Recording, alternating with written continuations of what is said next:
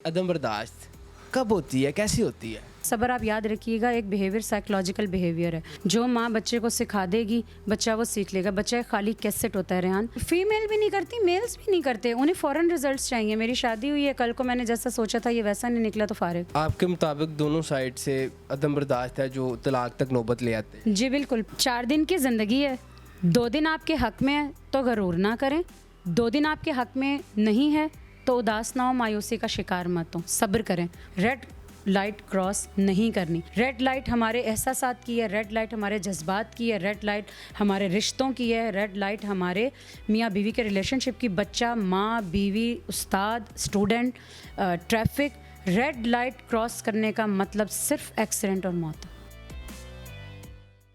अस्सलाम वालेकुम, मैं हूं रेहान हैदर और आप देख रहे हैं डिजिटल अंदाज। मेरे साथ मौजूद हैं डॉक्टर सहर उस्मानी जो कि साइकोलॉजिस्ट हैं। लोगों में बर्दाश्त बहुत कम रह गई है। कोई छोटी से छोटी बात भी हो तो ऐसे एग्रेशन में आके अग्रेसिव हो के उसका रद्द-ए-अमल ज़ाहिर किया जाता है और नताइज बहुत संगीन होते हैं। क्या वजूहात हैं? चूँकि ये माहिर नफ्सियात हैं, इन्हीं से जानते हैं। अस्सलाम वालेकुम। वालेकुम अस्सलाम। रेहान कैसे हैं आप? जी अल्हम्दुलिल्लाह। मैं मुझे बताइएगा कि अदम बर्दाश्त कब होती है, कैसी होती है? जो पहली दर्सगाह है वो हमारी माँ होती है। वैसे तो इंसान आपको पता है गोद से लहद तक सीखता रहता है, लेकिन जो पहली परवरिश होती है ना, पहली गोद, वो माँ की होती है।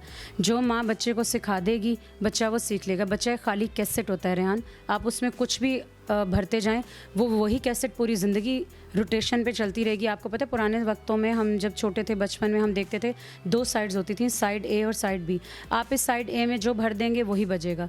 आप दूसरी साइड में साइड बी में आप जो उस बच्चे की माँ अंदर रिकॉर्ड कर देगी बस वही होगा।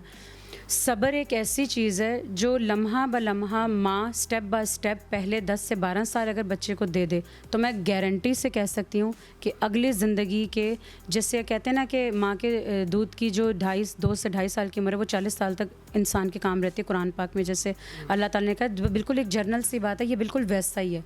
अगर पहले 10 से 12 साल तक मैं समझती हूँ कि 8वीं 9वीं और मैट्रिक की क्लास तक अगर आप बच्चे को ये सब दे देते हैं उसके लिए पूरी ज़िंदगी ये गुजारना आसान है।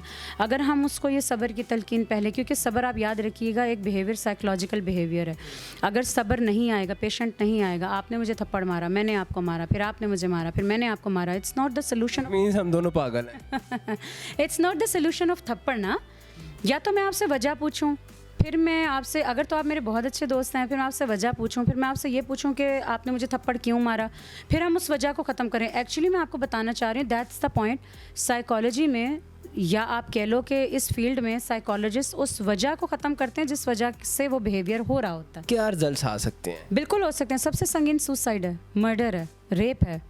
और शादीशुदा जोड़ों में जो है वो तलाक की रेशो बढ़ती जा रही है। जी बिल्कुल, इसी वजह से है, अदम बर्दाश्त। अदम बर्दाश्त की वजह। फीमेल भी नहीं करती, मेल्स भी नहीं करते, उन्हें फ़ौरन रिजल्ट्स चाहिए। मेरी शादी हुई है, कल को मैंने जैसा सोचा था ये वैसा नहीं निकला तो फारिग। ऐसा कुछ नहीं होता। आपके मुताबिक दोनों साइड से अदम बर्दाश्त है जो तलाक तक नौबत ले आते हैं? जी बिल्कुल, पैरेलल है। ऐसे केसेस बहुत कम होते हैं जैसे खुदा ना खास्ता कोई अखलाकियात में गिरी हुई हरकत वो कर रहा है या वो तशद्दुद कर रहा है। तशद्दुद भी एक वही वजह है ना, आप गुस्सा करके हाथ उठा रहे हैं, आपके अंदर इतनी बर्दाश्त ही नहीं है आप औरत को सहार सकें।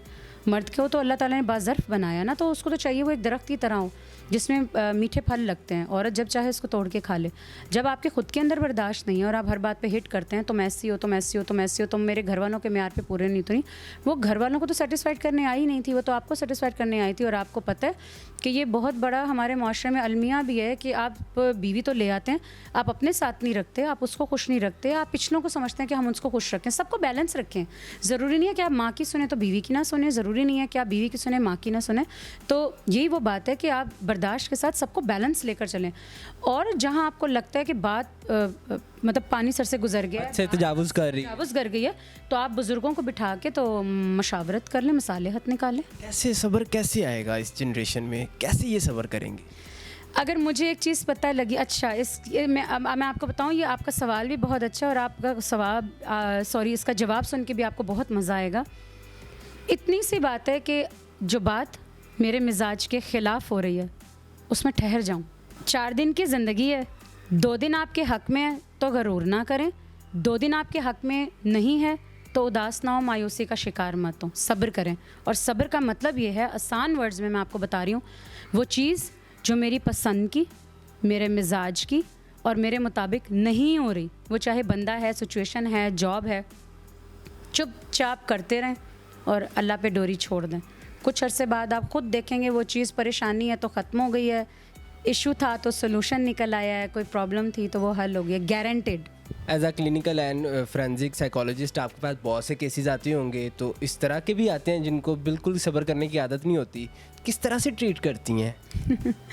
ये बहुत केसेस आते हैं। आपको पता है, सबसे पहले केसेस तो छोड़ दें, वो हमें ही कहते हैं कि बस इसी सेशन में इलाज हो जाए, एक टैबलेट हो जाए और आप यकीन करें कुछ जादू की छड़ी चल जाए कि हम टैबलेट्स में भी तो अदम बर्दाश्त दिखा रहे हैं ना। आप मेरे पास आए हैं, मैं आपको कुछ लिख के दे दूं तो मैं अच्छा ओरिजिनल डॉक्टर हूँ, कम दा बंदा सी पैसे लेते तो बदले में कुछ दे दिया। बाय द वे, पैसे कितने लेती हैं एक सेशन के, सही से बताइएगा। मैं 3045 मिनट का एक सेशन होता है, और अगर हिप्नोथेरेपी हो तो 5000 का एक सेशन होता है। क्या क्या रिजल्ट्स आ सकते हैं अदम बर्दाश्त की वजह से? एक तो हमने बता दिया है कि पाकिस्तान में बढ़ती हुई डिवोर्स की रेशो है, इसके अलावा और सुसाइड भी आपने बता दिया, इसके अलावा और क्या ऐसे फैक्टर्स हैं जो कि आपकी ज़िंदगी पर बहुत असर करेंगे? हम, आपको पता है, डिसीजन मेकिंग में बहुत जल्दबाजी कर देते हैं। इससे ये भी होगा ना कि मेरे पास अगर एक पेपर पड़ा हुआ है और मुझे उस बेचारे बंदे को नहीं निकालना, लेकिन मैं बर्दाश्त तो ना करूं, तुम्हारी ज़रूरत कैसे हुई ये करने की आपने उसको नौकरी से निकाल दे। क्या पता वो बेचारा या बेचारी अपने घर का वाहिद कफ़ील हो। या सबसे बड़ी और सबसे बेसिक मिसाल आप देख लें, ट्रैफिक है। हर बंदे को जान दी जल्दी, वो कहते हैं मैंने पहले लगन दे, पहले मैंने ऐसा होना ही नहीं चाहिए। ट्रैफिक कांस्टेबल से मैं पूछती हूँ ना आप रोज़, वो कहते हैं मैडम आप सोच नहीं सकती, सबसे ज़्यादा काउंसलिंग की हमें ज़रूरत है, हम परेशान हो जाते हैं। हर बाइक वाले ने यू टर्न लेना है और उधर से ही लेना है जहाँ से उसको नहीं जाना चाहिए। हर बंदे ने इशारा काटना है। अरे यार, आगे जाके मर के 4 टुकड़ों में जाने से फिर बेहतर होता है कि भाई 5 मिनट सब्र करके ज़रा टाइम से देर पहुँच जाते, कॉल कर दो। आप यकीन करें, मैं जब भी अगर मुझे कहीं देर हो जाए तो मैं फ़ास्ट ड्राइव नहीं करती, मैं बस कुछ वक्त खड़ी रहती हूँ। रात के 12 बजे भी बात फिर हुई आगे, रेहान द बेसिक रूल्स के माँ ने आपको रूल्स को फॉलो करना नहीं सिखाया। उसने ये नहीं बताया कि बेटा रात के 12 भी बज रहे हैं तो ईमानदारी से रेड लाइट क्रॉस नहीं करनी। रेड लाइट क्रॉस करने में, रेड लाइट हमारे एहसासात की है, रेड लाइट हमारे जज्बात की है, रेड लाइट हमारे रिश्तों की है, रेड लाइट हमारे मियाँ बीवी के रिलेशनशिप की, बच्चा, माँ, बीवी, उस्ताद, student, traffic. Red light cross करने का मतलब सिर्फ एक्सीडेंट और मौत। प्लीज़ येलो और ग्रीन बत्ती को भी फॉलो करना सीखें, ज़िंदगी में भी और ट्रैफिक में भी। जी, तो नाजरीन, आपने तमाम गुफ्तगू जानी डॉक्टर साहिबा की। इन्होंने अपने तजर्बे के मुताबिक आपको इस नॉलेज से आगाह किया।